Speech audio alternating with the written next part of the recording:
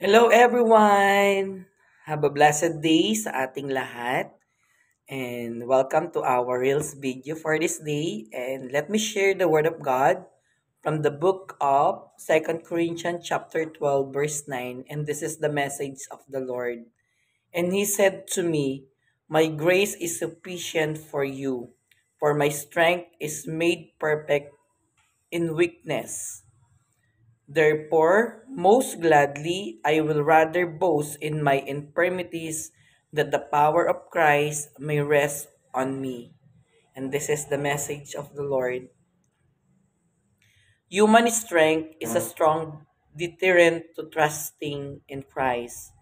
When we rely on our own strength, resources, and knowledge, we assume we can handle situation without help from God. Totoo naman po yan. No? Huwag po tayong mananahan sa sarili po nating lakas, no, kakayahan, karunungan, at sa anumang meron po tayo. Huwag po tayong mag-assume na kayang-kaya po natin ang mga bagay-bagay sa mundong ito. No, kailangan po talaga natin na i-recognize natin ang kapangyarihan ng Diyos. Kaya nga ang sabi po, God's sufficient grace. Grabe po yung biyaya ng Diyos, no?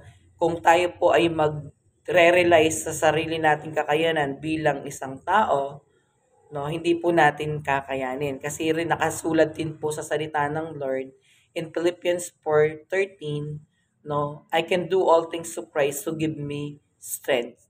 Ang lakas dapat natin na tinataglay sa ating pamumuhay, sa anumang sitwasyon ng ating buhay, dapat yan inanggagaling sa ating Panginoong Diyos, sa ating Panginoong Jesus. Sabi nga, we tend to divide problems into two categories: problems that we know requires God's help, and problems we think we can handle on our own. Totoo naman po, minsan talaga mahahati po sa dalawang bahagi yung mga problema na meron po tayo. Meron pong problema talaga na kailangan natin ng Diyos, at pangalawa naman ay kailangan natin itong masolusyonan sa ating sariling kaparaanan. Pero mas mainam na sa dalawang bahaging ito na talagang i-record natin ang gabay ng ating Panginoong Diyos upang tayo'y maging matagumpay sa ating nilalakarang problema or pagsubok. Sabi nga po, remember, no, nung si ah, Apostol Pablo, di ba, nakaranas sila ng problema nung na-encounter niya yung nagkaroon sila ng nakulong siya, di ba, sila ni Silas, pero nagtiwala sila sa Panginoong Diyos. At imagine mo yung himalang nangyari sa kanilang dalawa, no? Nagpuri lang sila at nanalangin sa Diyos. Ganun po dapat ang mga tao, lalong-lalo na tayong mga anak ng Diyos. Kailangan tayo po ay nagtitiwala sa Kanya dahil sapat ang biyaya ng ating Diyos.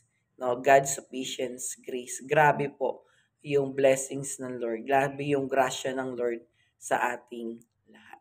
Muli po, magandang araw po sa ating lahat.